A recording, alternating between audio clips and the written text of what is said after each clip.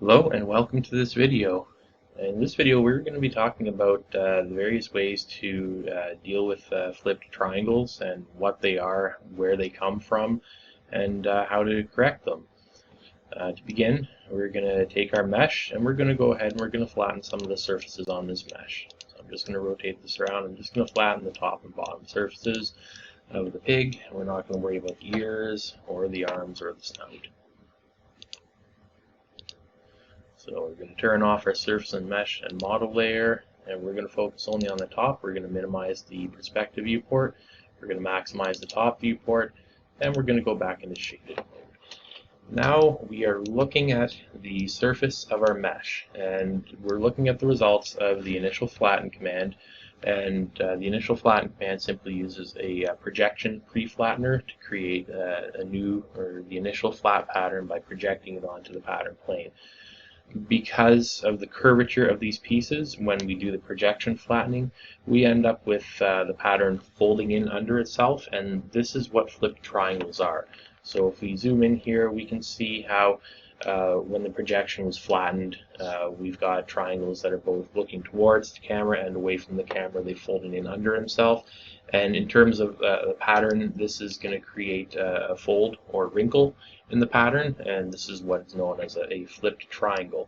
So if we were to try to cut out this pattern, our pattern would be way too small. Usually when we have folds or wrinkles, it's an indication that we've lost material of the pattern. So these are patterning errors that need to be corrected.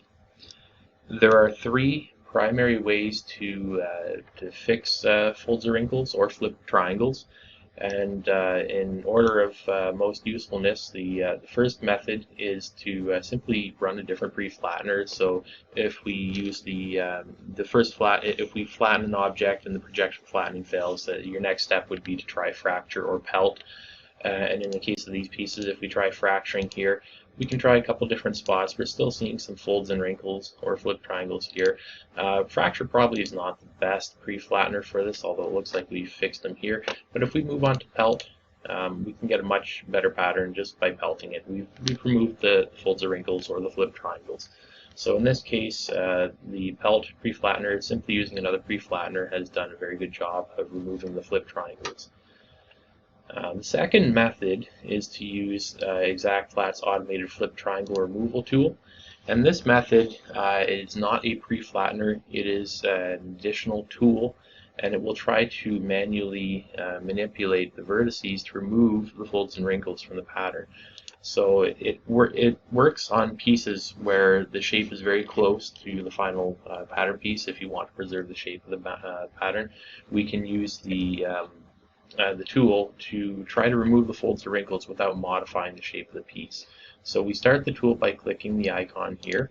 We select a pattern piece to use the tool on, and then we press enter, and it's going to run. And in this case, it was unable to remove any of the folds or wrinkles or flipped triangles, and this is due to limitations of the algorithm. It works best on pieces with a smaller number of flipped triangles.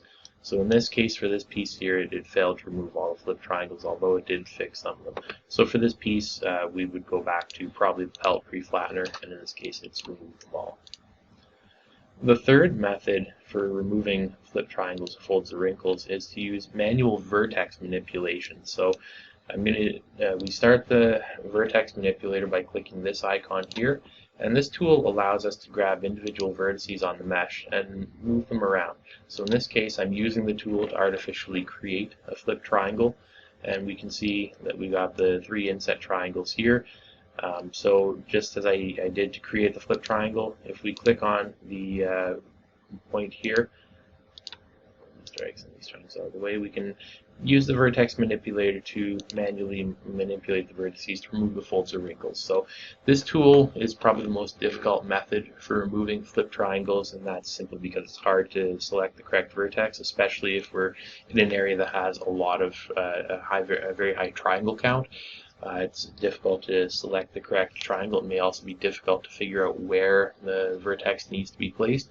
So it's the most difficult method to use, but it is another method that can be used to correct flip triangles. Lastly, if we have a mesh, I'm going to try to create a bad mesh using the fracture tool here.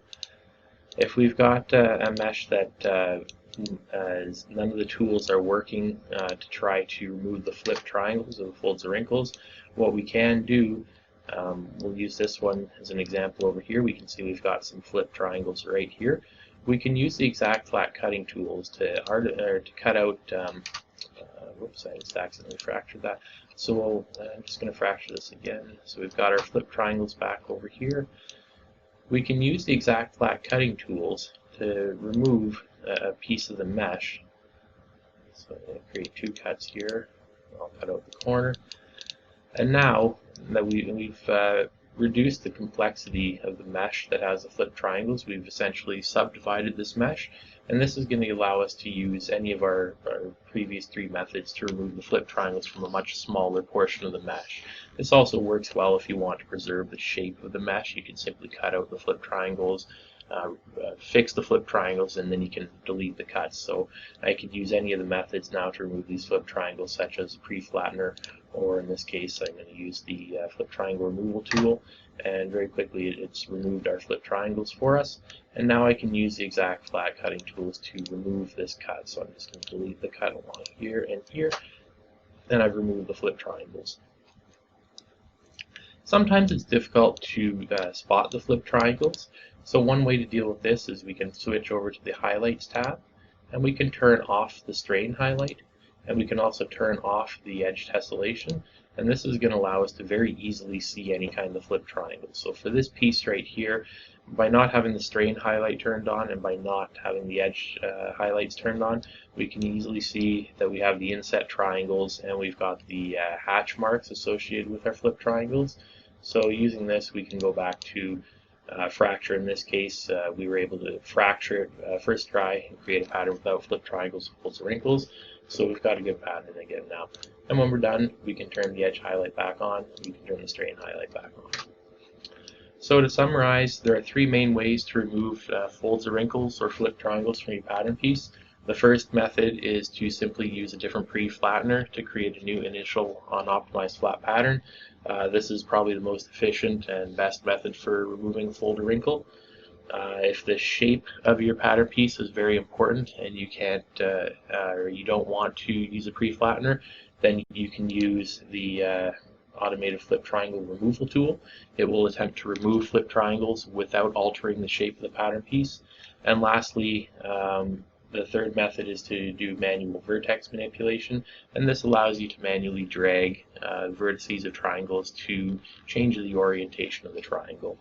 And you can use a combination of all these three methods with the divide and conquer by subdividing your mesh to make it easier to use some of these tools. And again, this helps with preserving the shape of the pattern. Thank you for watching.